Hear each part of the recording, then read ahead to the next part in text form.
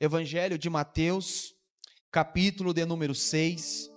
Nós vamos ler a partir do verso de número 5. Evangelho de Mateus,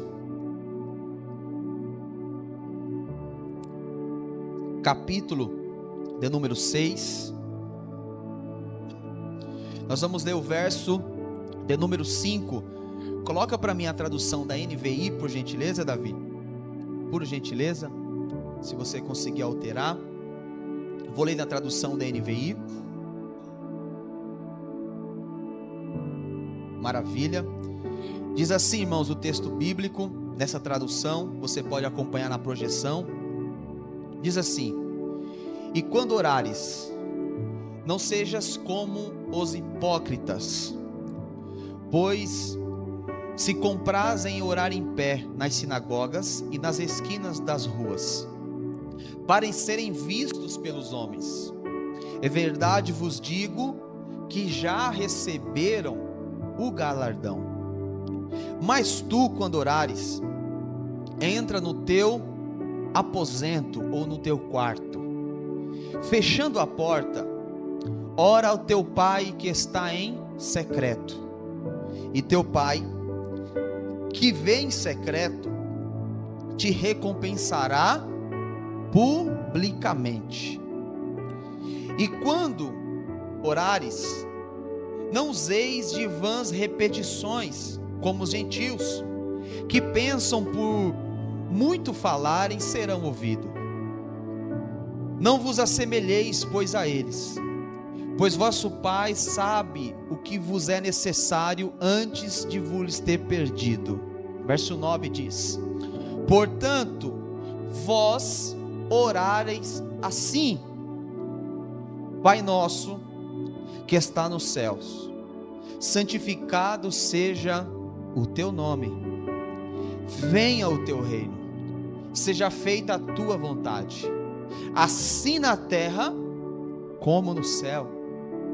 O pão nosso de cada dia nos dá hoje, e perdoa-nos as nossas dívidas, assim como nós perdoamos aos nossos devedores, e não nos conduzas à tentação, mas livra-nos do mal, porque teu é o reino e o poder e a glória para sempre. Amém. Porque se perdoardes aos homens as suas ofensas, também vosso Pai celestial vos perdoará a vós. Se porém não perdoardes aos homens e as suas ofensas, também vosso Pai vos não perdoará as vossas ofensas. Amém? Feche seus olhos, vamos fazer uma breve oração, sentado mesmo. Vamos falar com o Senhor, para que o Senhor venha neste momento abrir os nossos ouvidos espirituais. Amém? Oremos. Senhor Jesus, nós iremos agora mergulhar na Tua Palavra, nós iremos agora fazer a exposição deste texto. Que o Teu Espírito, Pai, possa conduzir, Pai, esta palavra ao coração de cada irmão que me ouve neste momento. Aqueles que me ouvem aqui, aqueles que me ouvem na internet, que me ouvirão depois, mas que o Teu Espírito possa direcionar esta mensagem, e que o Teu nome venha a ser glorificado, Pai, que o Senhor venha nos levar ao entendimento pleno da Tua Palavra, que o Senhor venha nos encher, Pai, de ânimo, para nós orarmos em todo o tempo. Essa é a minha humilde oração nesta noite com esta igreja. Assim, Pai, eu oro a Ti, em nome do Teu Filho Jesus Cristo. Amém. Queridos, quando nós sugerimos nestas quintas-feiras falarmos sobre a oração, o Senhor me fez lembrar desse texto e por que não colocar esse texto como prioridade quando nós falamos sobre oração? Porque aqui nós encontramos verdades práticas baseadas justamente nos ensinos de Jesus Cristo. No texto que lemos, Jesus está agora no famoso Sermão do Monte, passando orientações para a multidão e para os discípulos.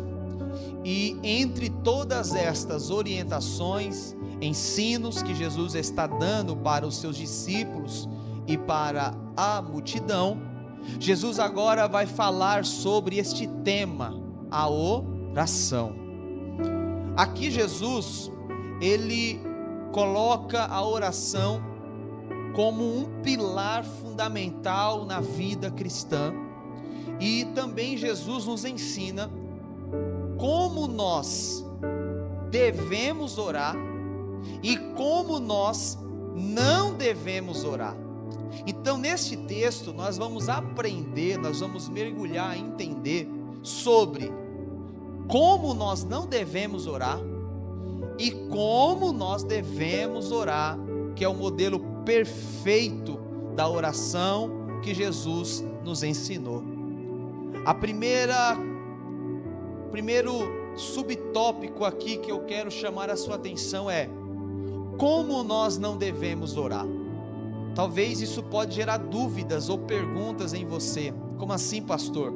Você diz que nós devemos orar, mas agora você diz que tem um jeito que nós não devemos orar? Exatamente. Jesus aqui nos deixa um ensino de uma maneira indevida de nós orarmos. Quando ele diz justamente no seu versículo de número 5 e no versículo de número 6, que ele está dando essas ordens dizendo: quando orares, ou seja, quando vocês forem orarem, não seja como os hipócritas. Quem são os hipócritas?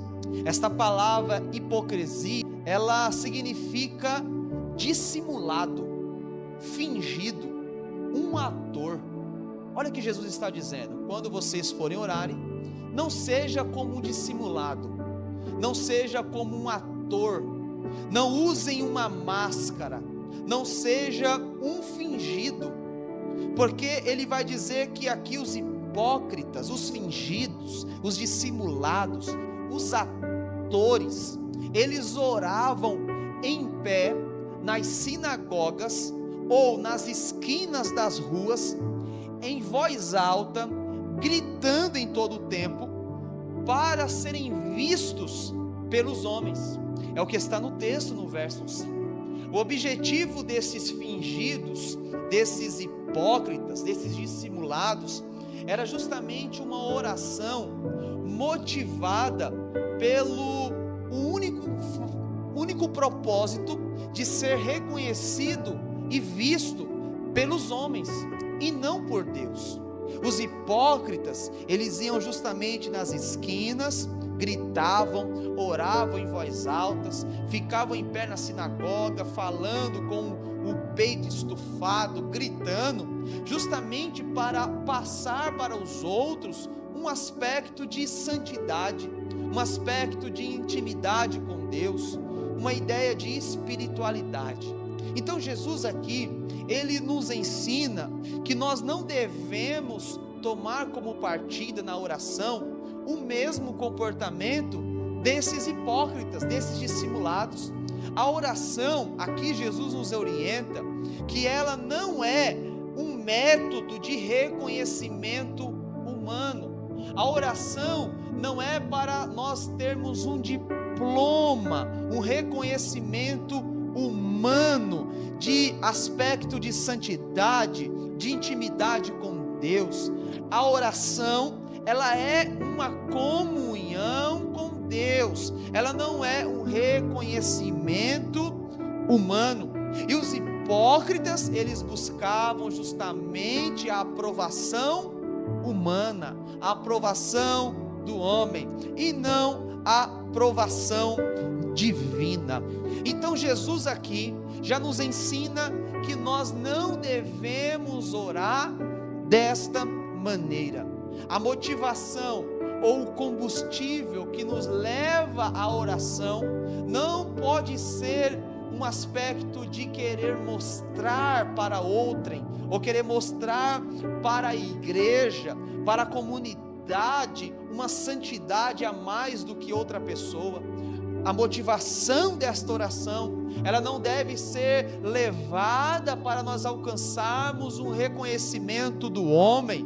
Olha como ele ora bonito, olha como ele fala bem, olha como ele é espiritual, olha como as palavras dele é bem encaixada, olha como ele tem intimidade com Deus. O objetivo da oração não é nós sermos aplaudidos pelos homens, mas é nós alcançarmos uma comunhão e uma intimidade com o nosso Deus. Então Jesus nos ensina que nós não devemos orar como os hipócritas, os dissimulados. Queridos, isso aqui é interessante, porque talvez você deve estar pensando assim: e onde eu encontro esses hipócritas? Basta você abrir as redes sociais, basta você abrir o seu Instagram, basta você abrir o seu Facebook. O que nós vemos, irmãos, são diversas pessoas aí fazendo diversas lives.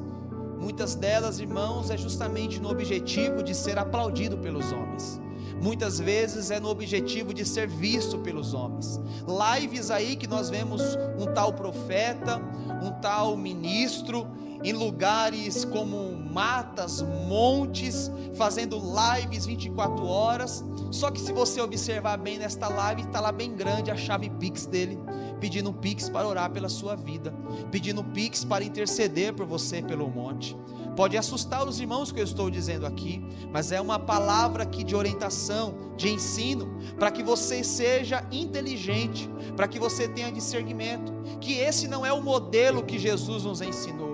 Não, Jesus não nos ensinou a fazer isso. Os hipócritas faziam isso. Se eles tivessem na época celular, internet, eles estavam fazendo as lives dele nas internets. Mas hoje os hipócritas estão nas internets, e nós devemos ficar atentos com esse comportamento, porque não foi isso que Jesus nos ensinou. Pastor, e como que é o modelo que Jesus nos ensinou para orar? Nós encontramos o modelo, o ensino de Jesus, totalmente ao contrário dos hipócritas, que está onde? Lá no verso de número 6. Se o Davi conseguir colocar para mim aí, capítulo 6, verso 6, aqui Jesus nos mostra o modelo, o padrão da oração. Ele diz: mas tu, quando orares, o que ele diz aí, irmãos? Entra no teu quarto, ou no teu aposento. Eu quero parar por aqui.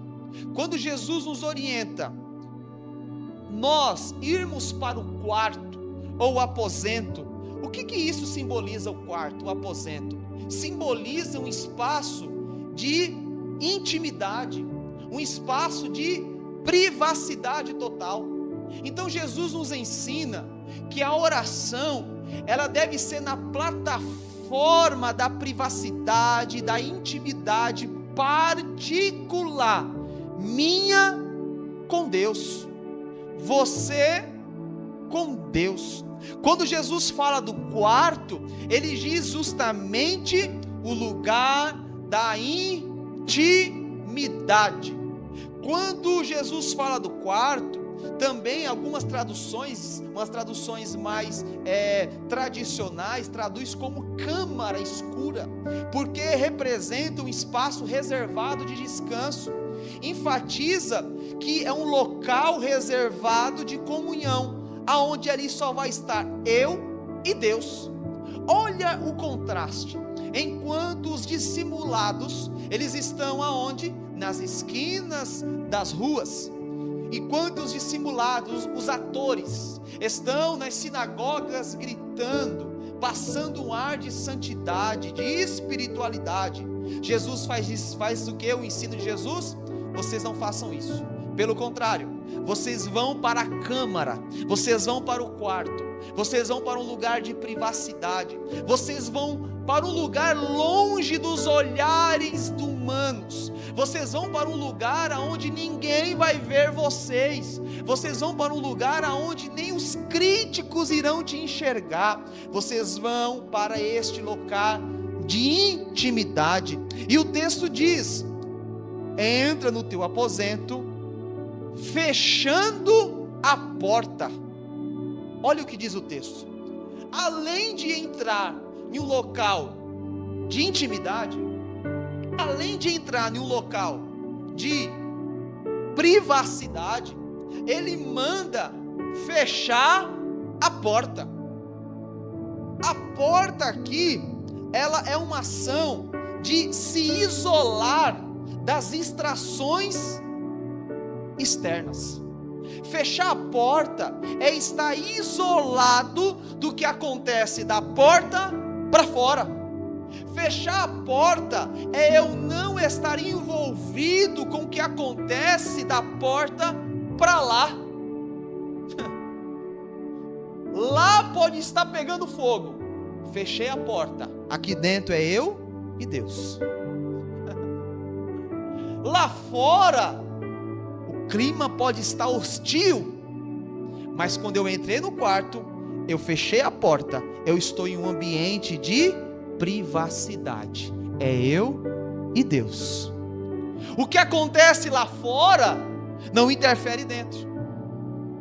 O que acontece lá fora não interfere no que eu estou conversando com Deus aqui dentro, porque a porta está fechada. Se a porta estiver aberta, eu me distraio. Se a porta estiver aberta, eu me deixo ser influenciado pelo que acontece lá fora. Se a porta estiver aberta, eu estou com o olho dentro, mas eu também estou com o olho fora. Se a porta estiver aberta, os barulhos de fora interferem no que eu estou falando com Deus aqui dentro. Então Jesus diz: vocês precisam entrar, fechar a porta. Isso daqui nos dá uma lição de que eu preciso estar isolado das distrações externas. Eu preciso estar isolado do que acontece da porta para fora. Aleluia. Quando eu entro no quarto, quando eu fecho a porta, é eu dizendo: Pai, lá fora o negócio está estreito.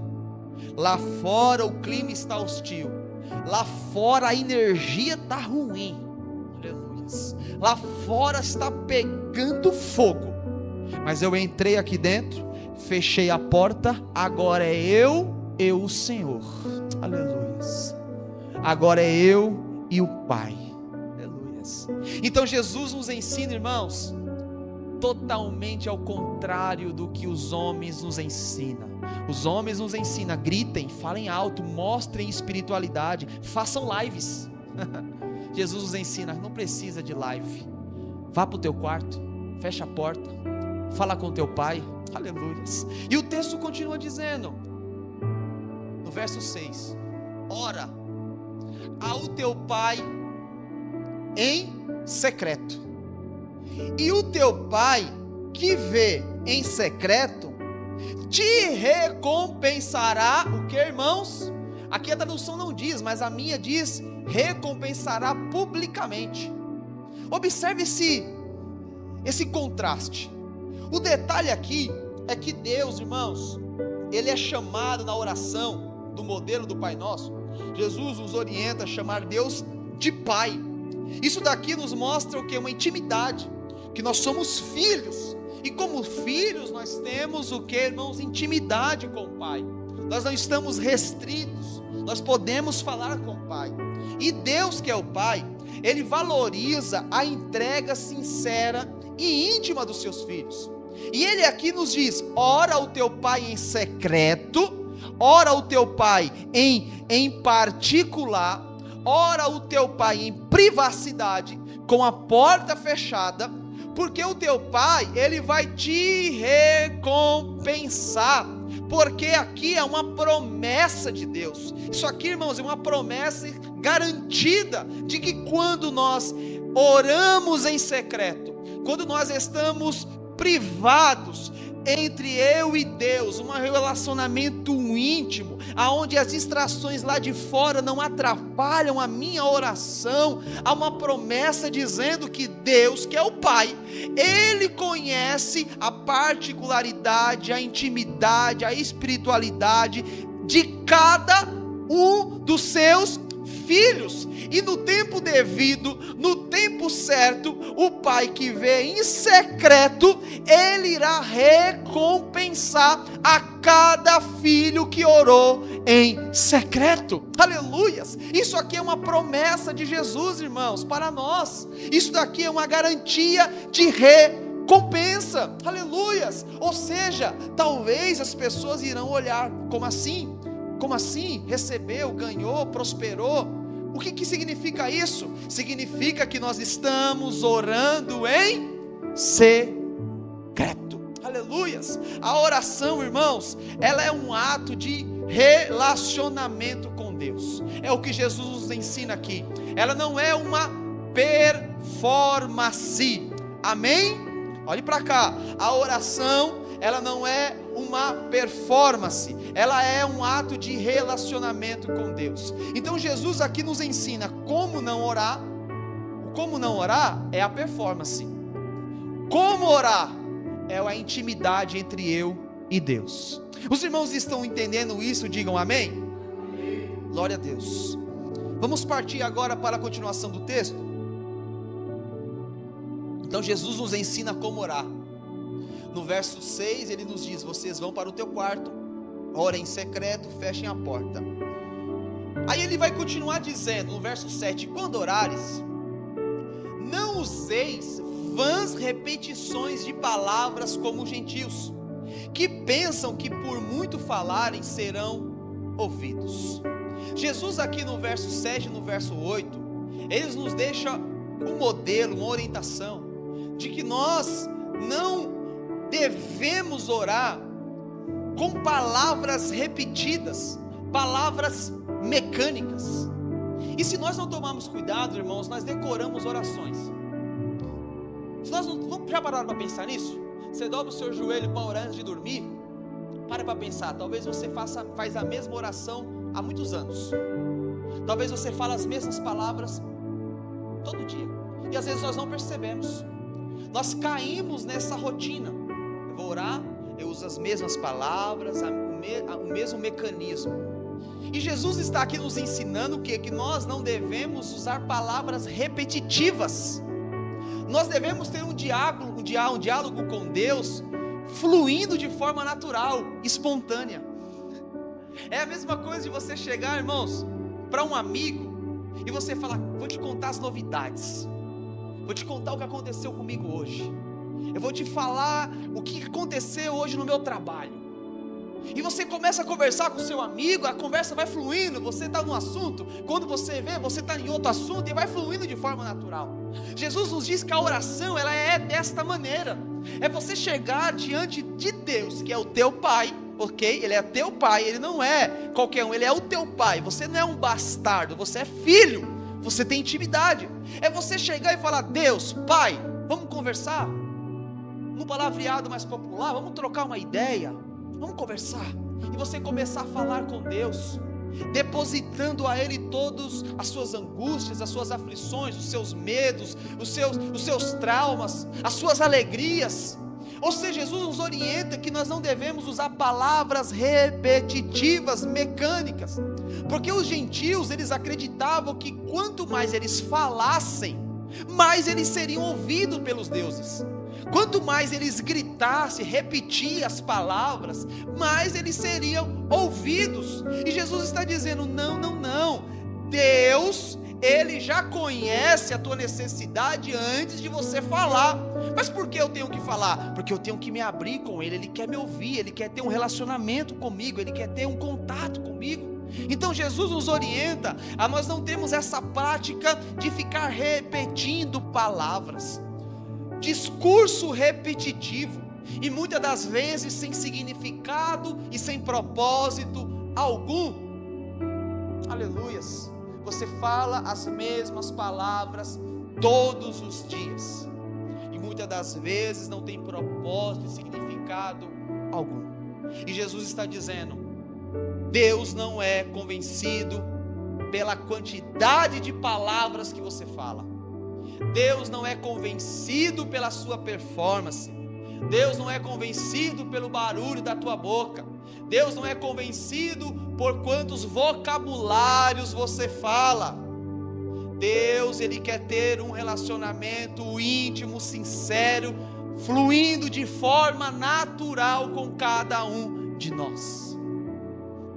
Então Jesus nos ensina isso. Nós não devemos, irmãos, estar interessados em fazer discursos longos, ordenados, mas nós devemos ter um relacionamento genuíno e autêntico com Deus. Deus, Ele não se pressiona com vocabulários. Deus, Ele quer ter um relacionamento íntimo comigo e com você. Aleluias. Então Jesus nos diz aqui, no verso 6 e no verso 7, e no verso de número 9, ele diz assim, olha o que diz o texto: portanto, vós oreis assim. Pronto, agora nós vamos entrar em como devemos orar. Jesus nos deu todo o ensino de como nós devemos não orar. Vamos lembrar? Como eu não oro, pastor? Eu não preciso orar para ser visto pelos homens. Eu não preciso orar com repetições de palavras, achando que quanto mais eu falar, mais Deus vai me ouvir, achando que como eu usar palavras bonitas, Deus vai me escutar. Eu não devo orar dessa forma. Então como que eu oro? Está no verso de número 9, pode pôr na tela. Portanto, vós oreis assim. Põe na tela para mim, Davi, versículo 9, por favor. Ele diz: Pai nosso. Observe, irmãos, que Jesus está mais uma vez dizendo: Deus, Ele é Pai. Amém? Deus, Ele é Pai. Diga comigo: Deus é Pai. Isso, irmãos, revela um aspecto íntimo e acessível. Deus, Ele é Pai. Pai nosso. Isso daqui, irmãos, é uma questão de coletividade. O Pai não é meu somente. O Pai não é seu somente. Mas o Pai, Ele é nosso. O Pai, Ele é de todos nós. Isso daqui é uma coletividade da fé. Pai nosso. E Jesus diz: este Pai, que Ele é o nosso Pai, aonde Ele está? Pai nosso que estás nos céus. Isso daqui indica, irmãos, a soberania e a autoridade suprema do nosso Pai. Isso daqui, irmãos, é um contraponto às limitações e às preocupações terrenas, porque o nosso Pai, Ele não habita, Ele não mora aqui nesta terra, Ele habita, Ele mora nos céus, assentado em um trono, governando, liderando. Então, sendo assim, Ele é soberano sobre esta terra, sobre a minha vida e sobre a sua vida. Então Jesus diz: o Pai, que é meu Pai, que é nosso Pai, Ele está nos céus. Santificado seja o teu nome. Isso daqui, irmãos, indica uma adoração e um reconhecimento. Então o modelo que Jesus está aqui nos ensinando, de nós orarmos, é um modelo de nós reconhecermos que Deus é Pai, que Ele é nosso Pai, que Ele é soberano, que Ele habita nos céus, e nós dizemos: santificado seja o teu nome.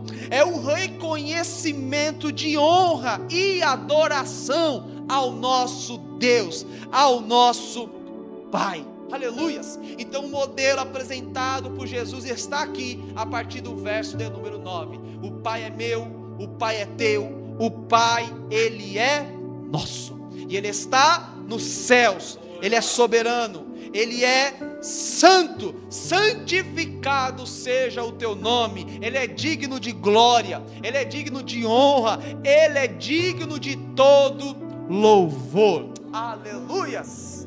O modelo que Jesus nos ensina. Aí ele diz no verso de número 10, pode pôr na tela, no verso de número 10 ele continua dizendo, olha o que ele diz, irmãos: venha o teu reino. seja feita a tua vontade, assim na terra como no céu. Irmãos, observe esta expressão: venha o teu reino. O reino, irmãos, que se refere ao domínio e governo de Deus. Vou repetir: o reino refere-se ao domínio e ao governo de Deus. Então Jesus está nos dizendo: venha o teu reino, ou seja, venha sobre nós o teu governo, venha sobre nós a tua soberania sobre todas as coisas. Aleluias! Venha o teu reino. É um clamor, irmãos, por uma realidade aonde é Deus que governa todas as áreas da vida humana. Simboliza, irmãos, uma quebra da ordem do pecado que permeia esta terra. Venha o teu reino, aleluias, governe sobre esta terra, governe sobre nós, governe sobre os homens. E ele conclui dizendo: e seja feita o que, irmãos? A tua vontade. Aleluias. Não é seja feita a minha vontade, não é seja feita a nossa vontade. Não é porque Ele é meu Pai e eu tenho intimidade que eu posso clamar, seja feita a minha vontade, ou seja feita de forma coletiva a nossa vontade. Não. Jesus nos ensina, irmãos, um modelo de oração de nós falarmos: Pai, Tu és soberano, Pai, Tu estás no governo, seja feita a Tua vontade. Aleluias. Que seja feita o teu querer. Aleluias. Antes, irmãos, de nós pedirmos as nossas necessidades pessoais, devemos alinhar o nosso coração com os propósitos de Deus. Eu repito, antes de nós orarmos, debruçarmos e nós pedimos as nossas necessidades pessoais, porque são válidas, nós devemos alinhar o nosso coração com os propósitos de Deus sobre as nossas vidas.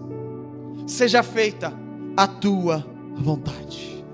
Aleluias. Porque às vezes o que eu quero aos meus olhos pode parecer bom, mas o profeta Jeremias já havia dito que o coração do homem, ele é enganoso.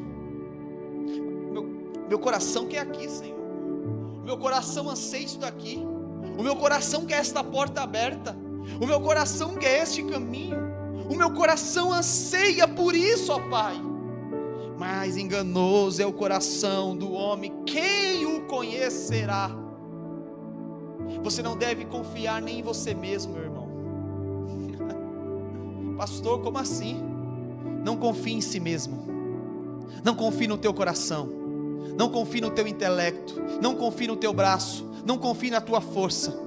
É por isso que nós devemos orar: Senhor, seja feita a tua vontade. Oh glórias. Porque às vezes a tua vontade eu não vou entender.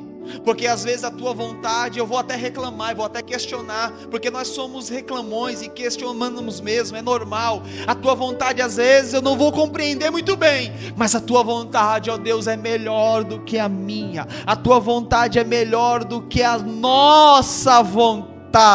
Seja feita a tua vontade. Você pode levantar uma das suas mãos para o alto e dizer: seja feita a tua vontade, ó Deus. Seja feita a tua vontade, ó Deus. Seja feita a tua vontade, ó Deus. Aleluias. Então Jesus nos ensina que as nossas orações devem estar alinhadas com os propósitos de Deus. Quantos estão entendendo? Digo amém. Aí ele diz, está no texto: vou caminhar, as horas voam. No verso de número 11 ele diz: o pão nosso de cada dia nos dar hoje. Observe mais uma vez a coletividade na oração. O pão não é meu pãozinho, meu pão. Não é o teu pão, é o nosso pão. Todos nós estamos envolvidos, todos nós estamos conectados uns com os outros, amém? É o nosso pão. E por que pão? O pão aqui simboliza o elemento vital, é a menção, irmãos, de algo que é necessário para o sustento, para a vida. O pão representa um alimento sólido, amém? A proteína necessária. Então é o pão nosso, o alimento, as necessidades vitais de cada dia nos dar hoje. Observe, irmãos, ele diz: de cada dia, é um dia após o outro dia, mas o dia de hoje nos dá hoje, amém? Cada dia é um dia após o outro dia, mas no dia que eu estou, nos dá hoje. Isso daqui, irmãos, é a questão de presente. É um termo de nós confiarmos e colocarmos, irmãos, a nossa confiança em Deus, sem ficarmos pensando muito no amanhã, no futuro. É nós, irmãos, refletirmos uma futura de fé e gratidão pelo que nós alcançamos hoje. Amanhã é outro dia, semana que vem é outra semana, mês que vem é outro mês, ano que vem é outro ano. E nós não podemos colocar o nosso coração no amanhã. O apóstolo Tiago, irmãos, na sua epístola, ele nos ensina que quando nós falarmos que nós vamos para um lugar, nós nunca devemos dizer, eu vou para tal lugar. Sabe o que ele nos ensina? Nós devemos falar, se Deus quiser, eu irei para tal lugar, porque amanhã eu não sei como será, eu não sei se eu estarei vivo amanhã. Então Jesus está dizendo, o pão nosso de cada dia nos dá hoje. É um reconhecimento da necessidade do hoje. Amém, irmãos? Amém, irmãos? Para nós encerrarmos, que as horas já estão avançando, verso de número 12, ele diz, e aqui eu quero partir para o término. Ele diz, e perdoa as nossas dívidas. Perdoa as nossas dívidas, assim como nós perdoamos os nossos devedores. Esta palavra perdoar, irmãos, olhe para cá, ela significa também soltar. Perdoar significa soltar. É uma ideia de você liberar alguém, soltar alguém da obrigação de uma dívida. É você dizer, eu te libero, eu te solto, você já não tem mais essa obrigação. Então Jesus está dizendo, perdoa as nossas, mais uma vez, coletivo, a oração sempre é no coletivo, as nossas dívidas. Aí ele diz, há uma comparação das ações. A ação de Deus, ela é correspondente à nossa ação. Amém, irmãos? A ação de Deus, ela é correspondente à minha ação e à sua ação, porque o texto diz, perdoa as nossas dívidas, é uma ação de quem? De Deus, mas é uma resposta da minha ação, assim como nós também perdoamos os nossos devedores. Ou seja, a ação de Deus perdoar é um reflexo do perdão que eu libero aos meus devedores. É o perdão que eu libero também a quem me faz o mal. É quando eu perdoo, eu tenho um crédito com Deus para Ele me perdoar. Ou seja, não há como alcançarmos o perdão de Deus se nós não perdoarmos os nossos irmãos, perdoarmos quem nos ofende, perdoar quem nos faz o mal. Nós precisamos estar com relacionamento saudável com o próximo, para o meu relacionamento com Deus também ser saudável. Então ele diz que o perdão é um recíproco da essência cristã. Eu libero perdão porque eu fui perdoado. Eu libero misericórdia porque Deus teve misericórdia comigo. Eu libero graça porque Deus liberou graça comigo. Eu libero amor porque Deus me amou. Aleluias. Então, irmãos, nesta noite, a mensagem de Deus para os nossos corações é essa: libere o perdão para alguém. Não fique, irmãos, magoado, não perca noites de sono sem perdoar. Libere o perdão para alguém. Tenha, irmãos, esta essência do perdão, assim como nós perdoamos quem nos ofende. Ele está nos dizendo, irmãos, que o relacionamento vertical entre Deus e eu é um reflexo do meu relacionamento horizontal entre eu e os homens, entre eu e a comunidade, entre os nós envolvidos. A oração, então, irmãos, é isso. E aqui no verso 13 ele diz: e não nos deixe cair em tentação, mas livra-nos do mal. Jesus nos orienta, irmãos, e nos mostra a fragilidade humana, porque Ele está clamando, está nos ensinando a clamar, para que Deus venha nos dar graça, força, proteção, contra o pecado, contra o maligno, contra a ação do mal. Não nos deixe cair em tentação, porque nós somos frágeis, nós somos muito fracos diante das tentações. Então nós devemos reconhecer que Deus precisa intervir para eu não sucumbir. Deus precisa intervir para que eu não venha cair. É somente o Espírito Santo que me dá graça, força para eu vencer o pecado, vencer a carne, vencer o eu.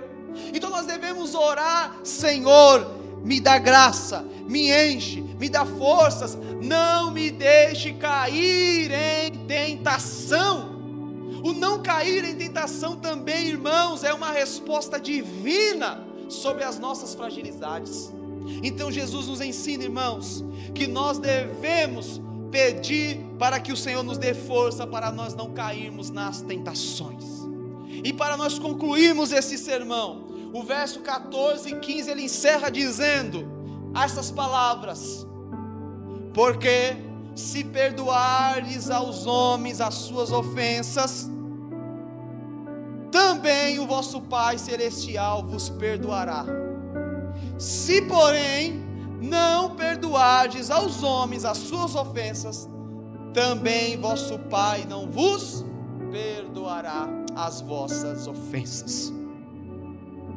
O nosso relacionamento com Deus reflete em nossos relacionamentos uns com os outros. Este é o modelo da oração cristã.